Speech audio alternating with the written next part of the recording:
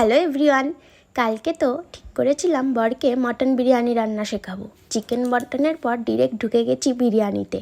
আর ঘন্টাকে একটু ice cream treat দিয়ে দিলাম, আমরা সবাই বিরিয়ানি খাবো, ওকে একটু না খাওয়ালে হয়। আর আমি তো এদিকে জোগাড়জান্তি করে লেগে পড়েছি বিরিয়ানির লেয়ারিংয়ে। তারপর মনে পড়লো, ও মা, আমার স্টুডেন্টেরই তো কোনো পাত্তা নেই। তারপর তো ঘরে গিয়ে দেখি সে দেখছে মুভি। তারপর শুরু করলাম প্রশ্ন, কী খাবে রাতে? কি বিরিয়ানি? হ্যাঁ, তোমাকে কে রান্না শেখাচ্ছে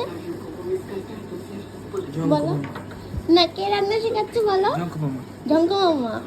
আর রান্নাটা কে করবে বলো? আগে রান্না কে করবে? হ্যাঁ, এই যে।